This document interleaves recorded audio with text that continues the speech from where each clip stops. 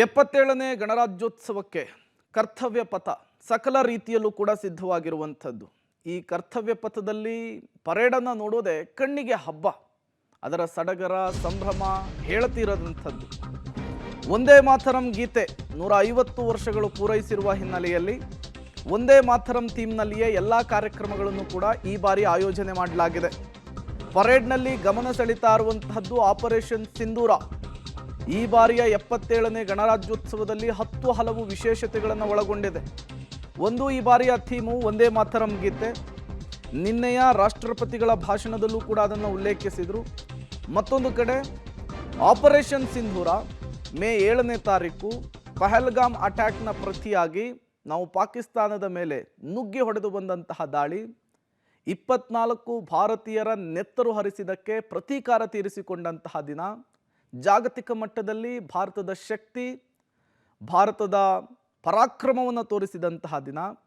ಈ ಬಾರಿ ಎಲ್ಲರ ಗಮನ ಸೆಳೀತಾ ಇರುವಂತಹದ್ದೇ ಈ ಆಪರೇಷನ್ ಸಿಂಧೂರ ಥೀಮು, ಜೊತೆಗೆ ಇವೆಲ್ಲ ಸ್ತಬ್ಧ ಚಿತ್ರ ಎಲ್ಲರ ಗಮನವನ್ನು ಸೆಳೀತಾ ಇರುವಂಥದ್ದು. ನೋಡಿ, ಈ ಗಣರಾಜ್ಯೋತ್ಸವದ ದಿನ ಪ್ರಜಾಪ್ರಭುತ್ವ ಉದಯವಾದಂತಹ ಐತಿಹಾಸಿಕ ದಿನ, ಭಾರತೀಯರು ಹೆಮ್ಮೆ ಪಡುವಂತಹ ದಿನ. 1950 ಜನವರಿ 26ರಂದು ಭಾರತದ ಸಂವಿಧಾನ ಅಂಗೀಕರಿಸಿದಂತಹ ದಿನದವನ್ನು ನಾವು ಗಣರಾಜ್ಯೋತ್ಸವ ಅಂಥೇಳಿ ಆಚರಿಸಿಕೊಂಡು ಬರ್ತಾ ಇದ್ದೇವೆ. 77ನೇ ಗಣರಾಜ್ಯೋತ್ಸವದ ಸಂಭ್ರಮ ಇವತ್ತು ದೆಹಲಿಯ ಕರ್ತವ್ಯ ಪಥದಲ್ಲಿ ನಡೆಯುವಂತಹ ಈ ಪರೇಡ್ ಇದೆಯಲ್ಲ, ಅದನ್ನು ನೋಡೋದಕ್ಕೇನೆ ಕಣ್ಣಿಗೆ ಒಂದು ರೀತಿ ಹಬ್ಬ. ನಾವು ಗಣೇಶನ ಹಬ್ಬ, ದೀಪಾವಳಿ ಹಬ್ಬ, ಈದ್ ಮಿಲಾದು, ಕ್ರಿಸ್ಮಸನ್ನು ಹೇಗೆ ಆಚರಿಸ್ತೇವೋ ಅದೇ ರೀತಿ ಇಡೀ ದೇಶದ ಜನರೆಲ್ಲ ಒಟ್ಟಾಗಿ ಸೇರಿ ಆಚರಿಸುವಂತಹ 2 ಹಬ್ಬ, ಒಂದು ಸ್ವಾತಂತ್ರ್ಯ ದಿನಾಚರಣೆ, ಮತ್ತೊಂದು ಗಣರಾಜ್ಯೋತ್ಸವ. ಅದಕ್ಕೆ ಈಗ ಕ್ಷಣಗಣನೆ ಆರಂಭ ಆಗಿದೆ. 77ನೇ ಗಣರಾಜ್ಯೋತ್ಸವಕ್ಕೆ ಇಡೀ ದೇಶ ಸಜ್ಜಾಗಿದೆ. ಅದರಲ್ಲೂ ಕೂಡ ಮುಖ್ಯವಾಗಿ ಇಡೀ ದೇಶದ ಕೇಂದ್ರ ಬಿಂದು ರಾಷ್ಟ್ರ ರಾಜಧಾನಿ ದೆಹಲಿಯಲ್ಲೂ ಕೂಡ ಸಕಲವಾದಂತಹ ಸಿದ್ಧತೆಗಳಾಗಿದ್ದಾವೆ. ದೆಹಲಿಯ ಕರ್ತವ್ಯ ಪಥ್ನಲ್ಲಿ ನಡೆಯುವಂತಹ ಪರೇಡ್ಗೆ ಈಗಾಗಲೇ ಸಾಕಷ್ಟು ತಯಾರಿಗಳಾಗಿದ್ದಾವೆ. ಬಹುತೇಕ ಪೂರ್ಣ ಹಂತಕ್ಕೂ ಕೂಡ ಬಂದಿರುವಂಥದ್ದು. ಈಗಾಗಲೇ ಎಲ್ಲ ರಿಹರ್ಸಲ್ಗಳು ಕೂಡ ಬಹುತೇಕ ಅಂತಿಮ ಆಗಿದ್ದಾವೆ. ಸದ್ಯಕ್ಕೆ ಭದ್ರತಾ ತಪಾಸಣೆಗಳು ಕೂಡ ನಡೀತಾ ಇರುವಂಥದ್ದು. ನಾನೀಗ ಕರ್ತವ್ಯ ಪಥ್ನಲ್ಲಿ ಇದ್ದೀನಿ. ಇಡೀ ದೇಶ ಅಲ್ಲದೆ ಅಂತಾರಾಷ್ಟ್ರೀಯ ಮಟ್ಟದಲ್ಲಿ ಈ ಒಂದು ಕಾರ್ಯಕ್ರಮ ಒಂದು ಹೆಮ್ಮೆಯ ಪ್ರತೀಕವಾಗಿ ಭಾರತ ಪ್ರದರ್ಶನವನ್ನ ಮಾಡುತ್ತೆ. ಇಲ್ಲಿ ನಡೆಯುವಂತಹ ಪರೇಡ್ ಆಗಿರ್ಬೋದು ಅಥವಾ ಟ್ಯಾಬ್ಲೋ ಪ್ರದರ್ಶನ ಇಡೀ ದೇಶದ ಶಕ್ತಿಯನ್ನ ಪ್ರದರ್ಶನ ಮಾಡುವಂತಹ ಒಂದು ಶಕ್ತಿ ಕೇಂದ್ರವಾಗಿ ಬದಲಾಗಿರುತ್ತೆ. ಸೊ ಹೀಗಾಗಿ ಜನವರಿ 26ನ್ನ ಅದ್ದೂರಿಯಾಗಿ ಆಚರಣೆ ಮಾಡಲಿಕ್ಕೆ ಎಲ್ಲ ರೀತಿಯಾದಂತಹ ಸಿದ್ಧತೆಗಳನ್ನು ಮಾಡ್ಕೊಳ್ತಿರುವಂತದ್ದನ್ನ ಕೂಡ ನಾವು ಗಮನಿಸಬಹುದು. ದೃಶ್ಯಗಳಲ್ಲಿ ಕೂಡ ನೀವು ಗಮನಿಸ್ತಾ ಇದ್ದೀರಿ. ಅಧಿಕಾರಿಗಳೆಲ್ಲವೂ ಕೂಡ ಈ ಕರ್ತವ್ಯ ಪಥ್ನ ಇಡೀ ಎಲ್ಲ ಪ್ರದೇಶಗಳಲ್ಲಿ ಆವರಿಸಿಕೊಂಡಿರುವಂಥದ್ದು ಮತ್ತೆ ಇಡೀ ಪ್ರದೇಶವನ್ನ ಪರಿಶೀಲನೆಗೆ ಒಳಪಡಿಸುವಂತ ಕೆಲಸವನ್ನ ಕೂಡ ಈಗ ನಿರಂತರವಾಗಿ ಮಾಡ್ತಾ ಇರುವಂತದನ್ನ ಕೂಡ ಗಮನಿಸಬಹುದು. ಕರ್ತವ್ಯ ಪಥ್ನಲ್ಲಿ ಈ ಬಾರಿ ಸರಿಸುಮಾರು 10,000 ಜನ ಅತಿಥಿಗಳು ಕೂತು ನೋಡಲಿಕ್ಕೆ ಬೇಕಾದಂತಹ ಎಲ್ಲ ರೀತಿಯಾದಂತಹ ವ್ಯವಸ್ಥೆಗಳನ್ನ ಮಾಡಿಕೊಳ್ಳಲಾಗಿದೆ. ಮುಖ್ಯವಾಗಿ ಈ ವರ್ಷ 2 ಅತಿಥಿಗಳನ್ನ ಈ ಒಂದು ಕಾರ್ಯಕ್ರಮಕ್ಕೆ ಆಹ್ವಾನಿಸುವಂತ ಕೆಲಸವನ್ನ ಮಾಡಲಾಗಿದೆ. ಯುರೋಪಿಯನ್ ಒಕ್ಕೂಟದ ಜೊತೆಗೆ ಒಂದು ಸಂಬಂಧವನ್ನ ಮತ್ತಷ್ಟು ಗಾಢವಾಗಿಸುವಂತ ನಿಟ್ಟಿನಲ್ಲಿ 2 ಅತಿಥಿಗಳನ್ನ ಆಹ್ವಾನಿಸುವಂತ ಕೆಲಸ ಆಗಿದೆ. ಯುರೋಪಿಯನ್ ಕಮಿಷನ್ನ ಅಧ್ಯಕ್ಷೆ ಉರ್ಸುಲಾ ವಾನ್ ಡೆರ್ ಲಯನ್ ಮತ್ತೆ ಯುರೋಪಿಯನ್ ಕೌನ್ಸಿಲ್ನ ಅಧ್ಯಕ್ಷ ಆಂಟೋನಿಯೋ ಕೋಸ್ಟಾ ಅವರನ್ನ ಅತಿಥಿಗಳಾಗಿ ಇಲ್ಲಿ ಆಹ್ವಾನಿಸುವಂತ ಕೆಲಸವನ್ನ ಕೂಡ ಈಗ ಸದ್ಯಕ್ಕೆ ಮಾಡಲಾಗಿದೆ. ನೀವು ರಸ್ತೆಯ 2 ಇಕ್ಕೆಲಗಳಲ್ಲೂ ಕೂಡ ಗಮನಿಸಬಹುದು. ಸುಮಾರು 10,000 ಜನ ಕೂತ್ಕೊಂಡು ನೋಡ್ಲಿಕ್ಕೆ ವ್ಯವಸ್ಥೆಯನ್ನ ಮಾಡಲಾಗಿದೆ. ಮತ್ತೆ ರಸ್ತೆಯುದ್ದಕ್ಕೂ ಕೂಡ ದೇಶದ ತ್ರಿವರ್ಣ ಧ್ವಜವನ್ನ ಹಾರಿಸುವಂತ ಕೆಲಸವನ್ನ ಕೂಡ ಮಾಡಲಾಗಿರುವಂತದ್ದು. ಮತ್ತೆ ಈ ಬಾರಿ ವಿಶೇಷವಾಗಿ 2 ಥೀಮ್ಗಳನ್ನ ಇಟ್ಕೊಳ್ಳಲಾಗಿರುವಂತದ್ದು. ಒಂದು, ಒಂದೇ ಮಾತರಂ ಗೀತೆಗೆ 150 ವರ್ಷ ಪೂರ್ಣ ಆಗಿರುವಂತಹ ಹಿನ್ನೆಲೆಯಲ್ಲಿ ಅದರ ಥೀಮ್ಗಳನ್ನ ಕೂಡ ಇಲ್ಲಿ ಬಳಸಿಕೊಳ್ಳಲಾಗಿದೆ.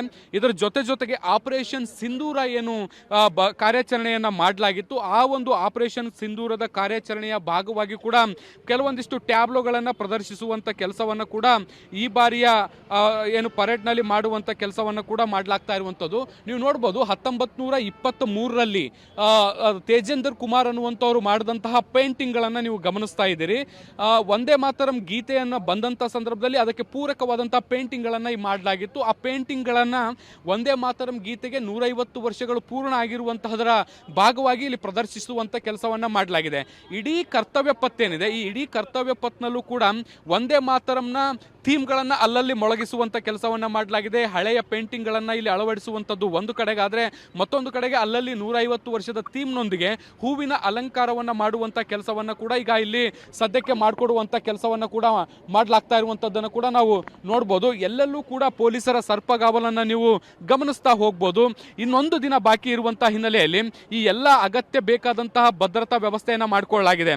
ರಾಷ್ಟ್ರಪತಿ ಭವನದಿಂದ ಶುರುವಾಗುವಂತಹ ಪರೇಡ್ ಇಂಡಿಯಾ ಗೇಟ್ವರೆಗೂ ಕೂಡ ನಡೆಯುತ್ತೆ.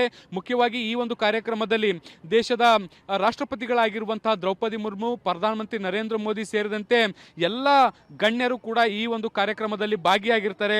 ವಿದೇಶಿ ಅತಿಥಿಗಳು ಕೂಡ ಇರ್ತಾರೆ. ಹೀಗಾಗಿ ಭದ್ರತೆ ಅನ್ನುವಂಥದ್ದು ಸಾಕಷ್ಟು ಮುಖ್ಯವಾಗಿರುತ್ತೆ.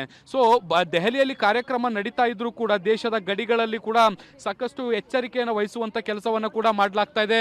ಇಲ್ಲಿ ಬರುವಂಥ ಪ್ರತಿಯೊಬ್ಬ ಅಧಿಕಾರಿಯನ್ನು ಕೂಡ ತಪಾಸಣೆಗೆ ಒಳಪಡಿಸಿ ಅವ್ರನ್ನ ಮುಂದೆ ಬಿಡುವಂಥ ಕೆಲಸಗಳು ಕೂಡ ಆಗ್ತಾ ಇದ್ದಾವೆ. ಇನ್ನು ಈ ಇಡೀ ಕಾರ್ಯಕ್ರಮಕ್ಕೆ ಭದ್ರತೆ ಹೇಗಿದೆ ಅನ್ನುವಂಥದ್ದು ಕೂಡ ಸಾಕಷ್ಟು ಮುಖ್ಯ ಆಗುತ್ತೆ. ಭದ್ರತೆಯ ವಿಚಾರಕ್ಕೆ ಬಂದಂಥ ಸಂದರ್ಭದಲ್ಲಿ ನೀವು ಅಲ್ಲಿ ಗಮನಿಸಬಹುದು CCTV ಕ್ಯಾಮ್ರಾಗಳನ್ನು ಕೂಡ ಹೇಗೆ ಅಳವಡಿಸಲಾಗಿದೆ ಅನ್ನುವಂಥದ್ದನ್ನ ನೋಡಿ. ಇಡೀ ಈ ಒಂದು ಕರ್ತವ್ಯ ಪಥ್ನ ಸುತ್ತಮುತ್ತಲಿನ ಪ್ರದೇಶದಲ್ಲಿ 3,000ಕ್ಕಿಂತ ಹೆಚ್ಚು CCTV ಕ್ಯಾಮ್ರಾಗಳನ್ನು ಅಳವಡಿಸುವಂಥ ಕೆಲಸವನ್ನು ಮಾಡಲಾಗಿದೆ. ಮತ್ತು ಎಲ್ಲವೂ HD ರೆಜುಲೇಷನ್ ಇರುವಂತಹ ಕ್ಯಾಮ್ರಾಗಳು ಮತ್ತು ಫೇಸ್ ಡಿಟೆಕ್ಷನ್ ಆಪ್ಷನ್ಸ್ ಇರುವಂತಹ ಒಂದು ಕ್ಯಾಮ್ರಾಗಳನ್ನು ಅಳವಡಿಸುವಂಥದ್ದು, ಪ್ರತಿಯೊಬ್ಬರ ಮೇಲೂ ಕೂಡ ನಿಗಾ ಇಡುವಂಥ ಕೆಲಸಗಳಾಗುತ್ತೆ. ಅನುಮಾನಾಸ್ಪದ ವ್ಯಕ್ತಿಗಳು, ವಸ್ತುಗಳಿದ್ದಂಥ ಸಂದರ್ಭದಲ್ಲಿ ಅವುಗಳನ್ನು ಕೂಡಲೇ ವಶಕ್ಕೆ ಪಡೆಯುವಂಥ ವ್ಯವಸ್ಥೆಯನ್ನು ಕೂಡ ಮಾಡಿಕೊಳ್ಳುವಂಥ ಕೆಲಸವನ್ನು ಕೂಡ ಮಾಡಲಾಗಿರುವಂಥದ್ದು.